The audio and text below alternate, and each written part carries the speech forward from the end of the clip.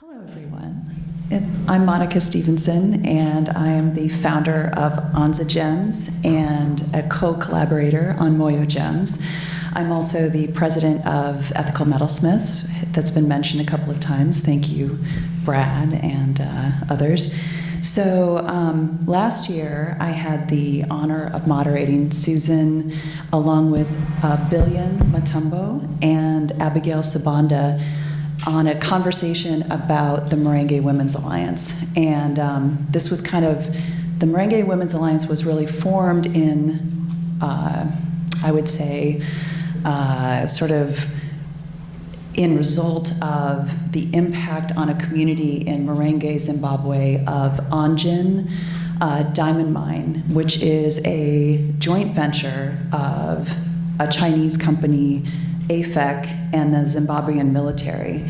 So the challenge in this region is that the government is actually involved. And so police are not able to really protect people, and the community was really feeling very isolated. But through this kind of amazing connection, I think it was started in 2019 with your Diamond Symposium. Yeah. And then what happened was a connection among these women using actually fairly rudimentary technology. It's called a cell phone, and a WhatsApp group that's free. And to me, it was a really amazing example of what can happen with connection. And all these women who were very isolated in their community and had felt like they didn't have really an outlet for the impact, which we'll talk about a little bit, but for them to connect. So I love the idea of like tech is kind of can be used as this tool. Now we can hear their stories, they can hear each other as well. So I think we have a little slideshow that kind of gives people a little background if you're not familiar with the area and what has been happening and the impact on the community. So Susan might narrate a little bit. So I'm Susan Wheeler, and I'm founder of Responsible Jewelry Transformative in this conference, Chicago Responsible Jewelry Conference. And I was connected through the leadership that is now Marange Women's Alliance after the Human Rights and Diamond Symposium we had. And that was really at the onset of COVID. And the isolation became worse, and as in many areas, human rights abuses became worse with the lockdowns. So this group was formed, and this is the logo. Yeah, we can go to next. That everyone in the group had, we all went over the logo, and this is kind of we did a formalization of the group. The colors, the pictures, next please, and the mission statement, and kind of the vision statement. So I just wanted to share these here because this was, we've just passed the 1-year anniversary of Marange Women's Alliance. Equity, equality, respect, justice, and integrity is the way that Marange Women's Alliance wanted to portray themselves and present and be. Next, please.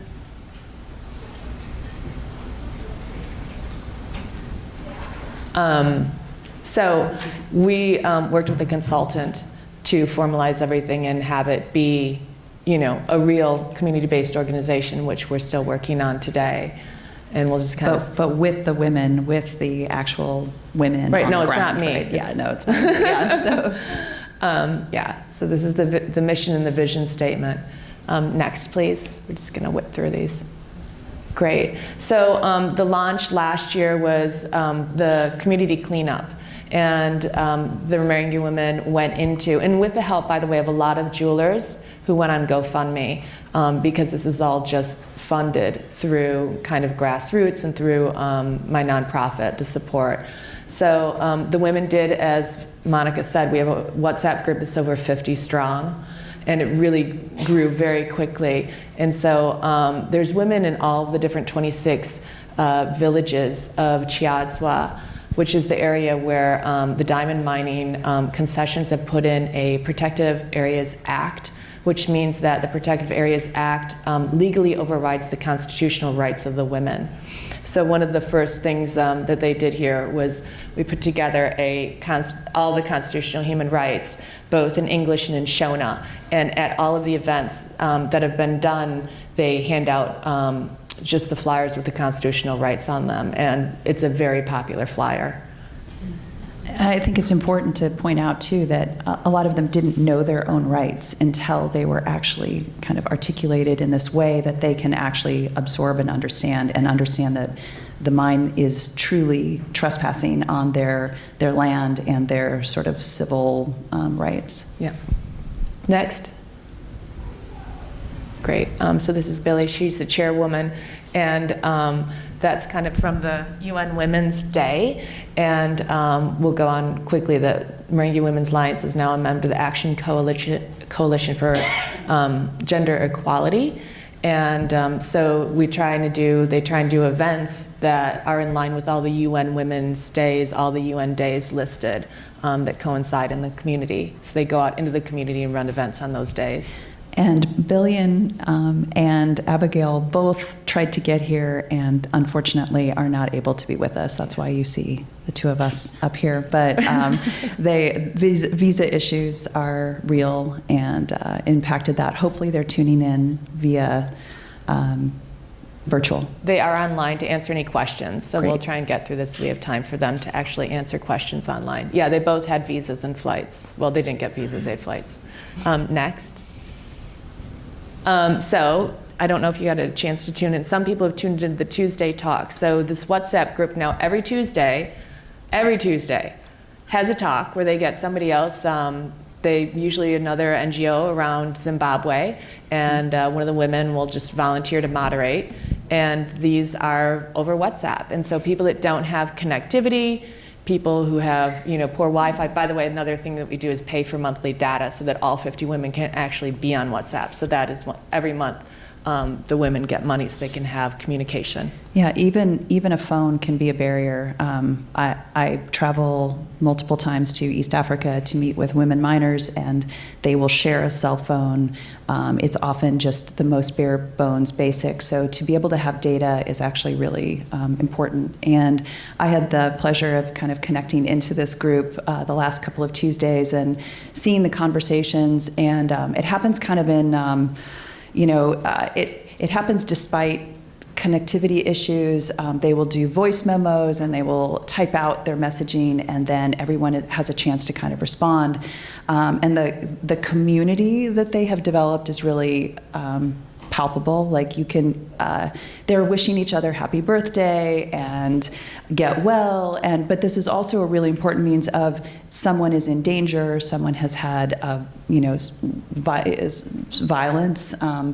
They are able to rally and help the community through this connection. So it was really, actually I read, I wanted to read maybe one little message from this last group. This happened to be from Lawrence, and I'm not sure where he fits into the group, but it's mostly women, but there are some men and there are NGOs again involved. But he says, this group is incredible. The issues brought to the surface are very painful. Growth happens by acknowledging this part of us that is in pain. At the same time, in it also lies our power and freedom. The biggest power we have is to have the courage to look. Most of us struggle in life because we are not seen in our pain. We then gain the strength and power to make informed choices when we know what pains us. Women are strong and good at this to overcome the pain. Maybe it is important to find ways to process this pain. Increasing knowledge alone is not enough. Keep up the good work of informing, but not to blame yourselves for the difficult situations you face. More power to the leadership of this group and the active participants. Thank you. So it just kind of illustrates how important these connections are and how much they can kind of interact in a way that is difficult where they're located. Maybe Next. keep going. Next, yeah. So one of the things that we started early on was we had about, on the onset of the group, maybe last year, had a talk with one of my board members who works in sex trafficking here in the state. She works in Michigan.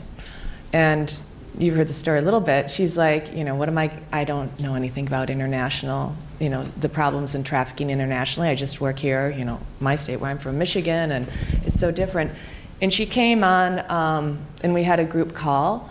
And when she started talking about how it works in agriculture in Michigan and how people are brought up and trafficked from place to place, the Marange Women's Alliance, the women said, this is happening here. And we didn't even know this, that this had a name and this is how it works and this is what's happening in our community. So since then, gender-based violence and talking about this and creating awareness about how this trafficking works has been a key goal and a key kind of drive at Marange Women's Alliance. So I wanted to, and we started talking about billboards, and this is a billboard that they would like to put outside of Marange. So people entering the mining area have awareness. It's a soft marketing. There are people that come into the community, whether they're led there under pretense of jobs or money, or whether just money, in diamonds. There's a lot of young women who are orphaned, who may come into the community not knowing what they're facing or where they may end up, and that they may be trafficked and brought into a system which actually is around the diamond mine. And the system involves the entire process that diamonds are being mined, both legally and illegally right now, where women are involved in trafficking. So this is a billboard. We're trying to raise money for it. We have our community-based organization designation legally is being held up right now, and we can't get the billboard until we get that, but it's been always a challenge, right? Yes, it's a big challenge. But. So what struck me about this too is that yes, there's tech that's being used to connect people, but also sometimes you have to go lo-fi, right? You have to actually meet people where they're at and actually, put signage on the ground. Again, they don't know their rights and may not know that their problem has a name until someone kind of helps articulate it for them. There's a lot of challenges in the area because of the mine, but I think there's land issues, right? Which I think Billy maybe wanted to talk about, but then there's also the gender-based violence, which I think is probably the most urgent and most difficult subject. So the billboard addresses that, and then what is happening around the land issues with that Billy wanted to kind of talk about. Well, the Protective Areas Act it's an act that is overriding the Constitution because of diamonds. So it's there to actually protect the diamonds. But what that means is that everybody living in that area, they don't have the basic human rights under the Constitution that they should be allowed. So that's, I think, what they really want to talk about and highlight in what everyone needs to know. And in the end, we have actually, we'll go to the next few slides, something that is public, but they wanted everyone to see that the right to protest was denied, and World Diamond Council is going to visit in Marange soon, and the community wanted to have a protest, but that was denied because they live under the Protected Areas Act. Next. Thanks. What do we have here? Oh, so this is a part of the UN Generation Equality Forum commitment that the group has made, and they are committed under gender-based violence and also feminist movements and leadership. And a part of being this UN group isn't just that we're bringing the goals, everything that has been done is being talked about on a larger platform, but also at one point inviting some of the other UN members and NGOs into the Tuesday group, letting them know what's happening. And they had a guest speaker then from Nigeria who came in and talked about things in their own community. So it's reaching out to the broader UN group that's been exciting, as well as continuing to align with the UN International Days. So I think this brings up the point of we've talked a lot about the problems of artisanal mining. We've just seen some really kind of graphic examples in the last couple of presentations, but I feel like this could be a model a bit of how artisanal miners can actually organize themselves. This is really led by women in Zimbabwe. They are actually on the ground there. This is not us trickling down what we think is important or what we think will work. It has to come from them. So what do you think is the highest priority for the Marange Women's Alliance right now for support here? How can we help get their voices heard and kind of broadcast and elevate them a little bit more? I think that continuing to support their monthly WhatsApps is basic, so that when whoever wants to come and join on can, and there doesn't have to be a limit. And there is a fee, like you do have to, there's actually some money involved that is right, like it is free for the women, but there's still technology and things. So how would someone, say, sponsor that endeavor? How would is the GoFundMe still up and available? We have a fundraising thing for the billboard, but also to support all the continued things. So thank you. I will have a billboard out there not a billboard, a poster out there from Marange Women's Alliance for our continued version support. of the lo-fi technology. So it's through Responsible Jewelry Transformative that all the money, whether you do a GoFundMe or support directly, goes directly back to Marange Women's Alliance. Because I mentioned that their community-based organization is being held up. We don't know why, but we assume because this is happening. A lot of the community-based organizations legally are being held up. Currently, elections are coming up. A lot of them are women's organizations that aren't getting their legal deeds. And because of that, things like USAID can't give them money because they're not legally designated, so it's kind of a catch-22. So a lot of the funding still, it'd be great if they could be getting their own grants and things, but they can't right now because they don't have a legal designation. So we fund all of that through Responsible Jewelry Transformative here. And so that's one of the ways to help. I think that everyone in Marange Women's Alliance, I ask them all the time, do you want this communicated? Is this safe for you? Mm-hmm. And yes is always the answer. But they wanted me to go visit, and I think that it's not safe for me. And I know that although we have delegates of Kimberly Process Civil Society that go, World Diamond Council is going, I think it's kind of a different situation. I brought up Dewa Mavinga of Human Rights Watch. At this point, I think safety is a little bit it's a concern. Okay. And I think communication always is the best way to keep people safe if they consent to it. So them continuing to communicate, and I think that they are hopefully live online now too to answer any questions. Yeah, should we open it up to questions? Yeah. So far, none of them are sharing that they have something they want to share with the audience, but I've asked them to. Okay, so some people are trying to get on. So even last year, trying to link them in virtually when the conference was totally virtual, they had to drive many hours and many kilometers, and actually, it was connectivity is always a challenge. So the barriers are big and small. So, and then, do you want to just slide through the rest of the slides so we can? Oh yeah. That's the Here we go. one thing. Here's the action. Yeah, and we'll just keep going on the slides. Oh, wait, go one back. So I think a lot of people that work with doing data on the ground know about Kobo, which it's an app so that if you don't have good connectivity, you can still go and do questionnaires. So this is one example, but we found that there's not a lot of knowledge about women specifically in the community. In fact, there's none. And how can you go in and intervene and get grants and do work without the knowledge of what the demographics are? So we've done Kobo. In areas of just the demographics of women in the community. Religion, are you married? Where do you come from? You're from outside of the community.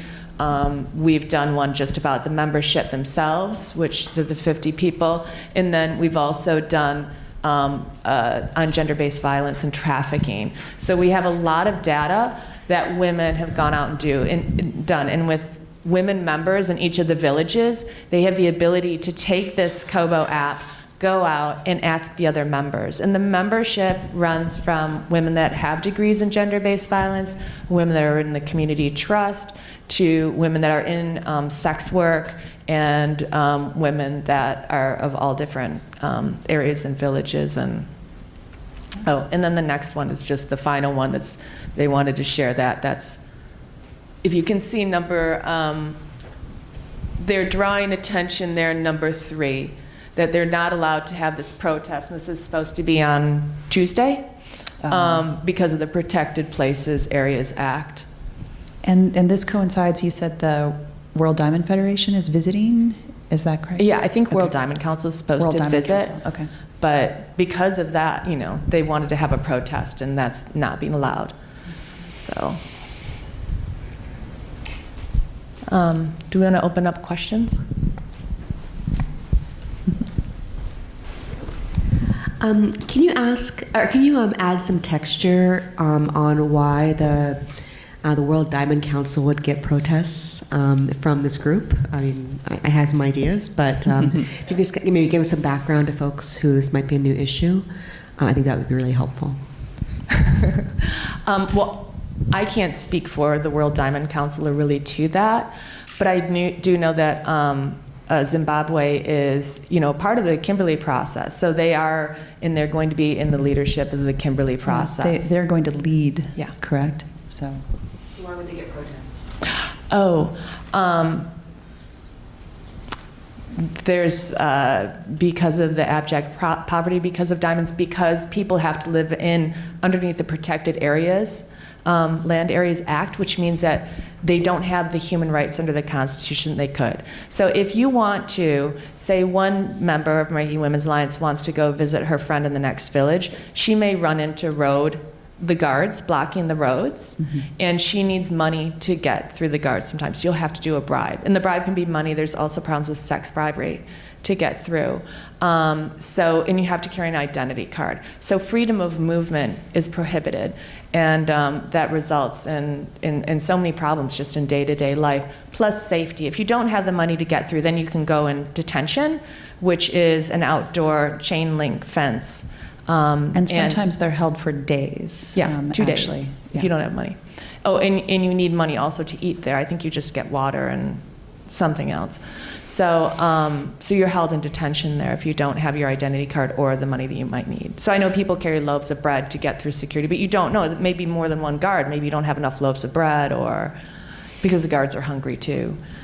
So what you're saying is that the World Diamond Council is part of the problem, which is why they get protests. I can't speak to that. I think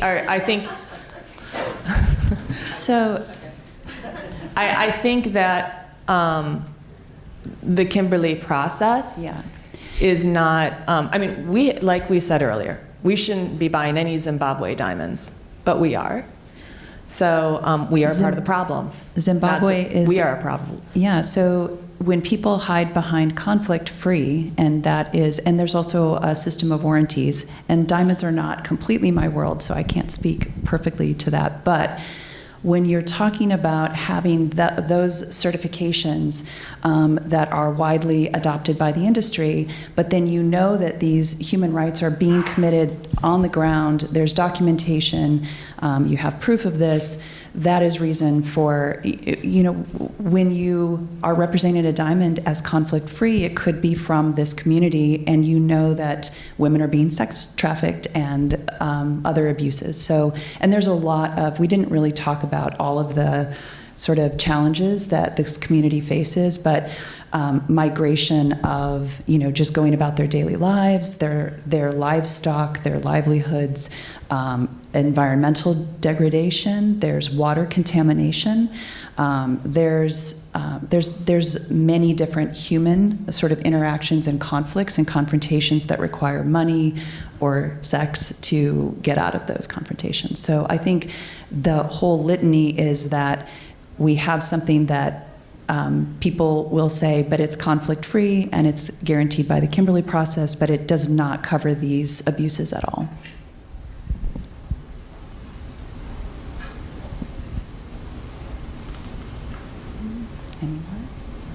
Any more questions?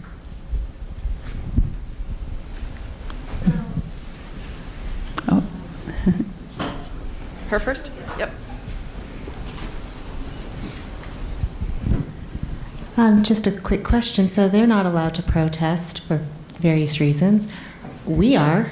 Are we? Are we putting out a Facebook, social media, hashtag Zimbabwe Diamonds? Can we do that? Should we do that? How do we do that? Yeah, I mean, absolutely. Go for it. I mean, like I said, I mean, it's illegal to buy the diamonds here, but a new company that's going into Marange is a publicly traded UK company. So, you know, that's part of the thing, is, as we've talked about earlier, the way that the diamonds work with the site holders system. You don't, know whether or not you're buying Zimbabwe diamonds or not. But yes, I mean, I think it would be nice if the jewelry industry would really take up the cause and help the people of Marange vocalize. There's also action items by the KP Civil Society that you can actually look up, reference.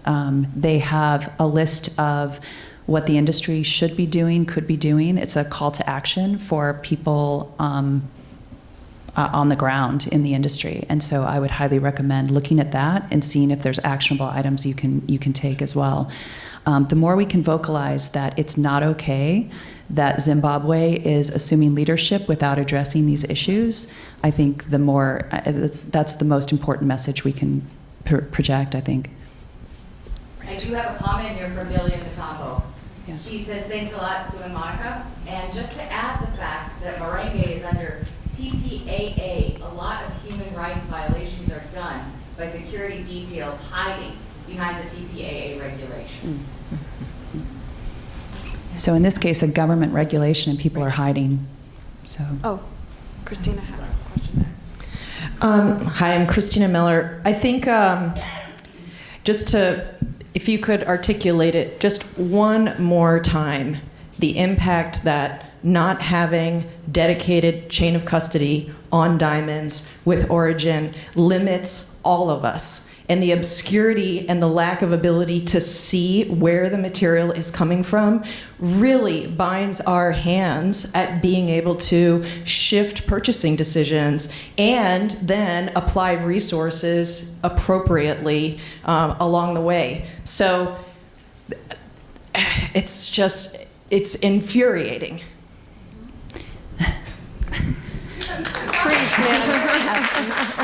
Well, and Russia is a prime example of this, right? So overnight, I mean, you could argue maybe you shouldn't have been trading Russian diamonds prior to this, but overnight, this is now a location that we have to restrict and that there are sanctions on.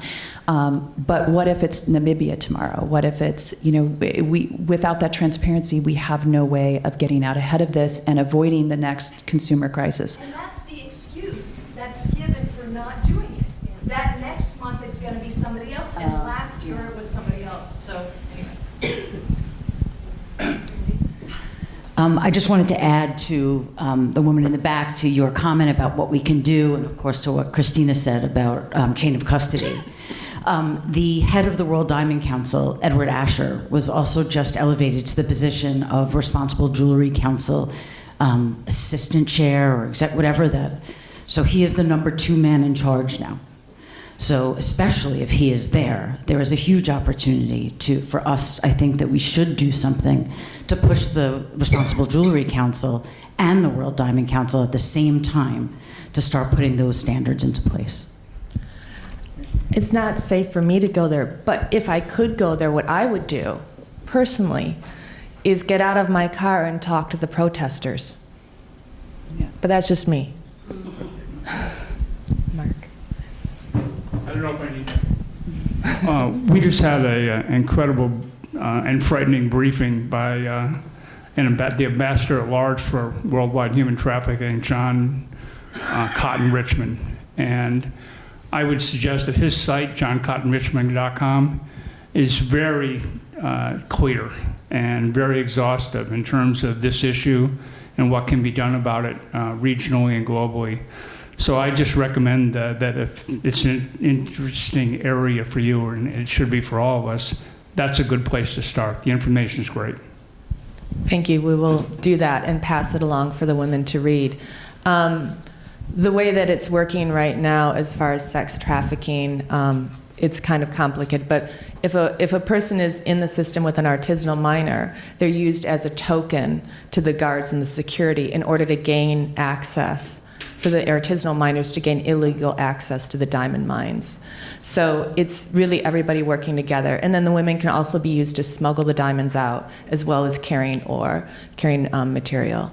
So they're, and then of course, the illegal miners, the security guards, and the people working the other mines all share in the profits from those diamonds. The women don't. They get paid $2 or $5 for their sex work. I have another comment from Billy. Oh, did you want to follow on to that first, Monica? Just that it continues the cycle of poverty. Women are never part of the economic benefit, and so it just continues that circle. Yep. Billy also wants everyone to know that what the ZCDC puts on their website is not true. So you can't actually look at any government website. They post that they're community projects and make it look like they're supportive, but they feel like their voices are stifled by the diamond companies' influence over the government, and therefore they are stifled. So she just wanted to, why, what was the question, why protest? Yeah, Abby, one of the other members who now lives in the UK, I hope that she can connect with Fair Lux and our friends over there in the responsible jewelry area to talk about the UK and the fact that a publicly traded company is now working in Marange with everybody else. All right. Okay. Will? I just had a quick question, maybe. Let us get the mic to you so that the virtual audience can hear you too. Awesome. There you go. Thank you. I'm Will. Hi, everyone. I had a question, I guess maybe for Billy, but anyone. I was just curious about, well, two questions. One, about like the living conditions of the folks there doing the mining. Do they live on the mine site, or do they have to travel to get to work? And then also, just the Protected Area Act and who enforces that, or who wrote that act and where that comes from. Is Billy typing? There's about a 15-second lag between the live and the virtual, so nobody's typing yet. Okay, I'll do what I can. So it is a government act. There's two areas of the government actually that own diamond areas. Anjin is the Chinese one mentioned that's partly owned by the military. And then there's also the government that owns the Zimbabwe Consolidated Diamond Company. So it's the government enforced. You've got government guards, the National Guards, you've got security guards, and the local police, which actually, I just have to mention that she's called the woman in charge, is the person in charge, is the name of the local head of police. And the reason why Marange Women's Alliance has been able to go out into the community is because that is a woman now, and she took that role about a year and a half ago, just when Marange Women's Alliance is launched. Otherwise, even these neighborhood cleanups or breast cancer awareness wouldn't be safe. But so those are all of the controls that are controlling this government act. The whole area is really considered concession, and that's why you have to go through all the security to get in and out of the area. So even though they may only be working one pit somewhere, there's another open one that's just filled with old sludge. They even put barbed wire in it, all over. So there's just these pits all over. The whole kind of community is considered a concession. It's alluvial mining, that's my understanding anyway. So you have artisanal miners who will travel in from other areas. So it's not just one central mine and employees of that mine and a mining camp, for instance. It's existing villages that were there before the mine moved in the 2000s, I believe. So it's been a relatively recent discovery. I think it was 2005 or something of diamonds there. So it's not, I wouldn't think of a mining camp. This is existing villages that now are arbitrarily kind of portioned off and partitioned based on mining concessions that have been granted by the government. And then there's artisanal miners who are coming in and digging holes also kind of randomly as well. And they will probably protect their claims as well. Mm-hmm.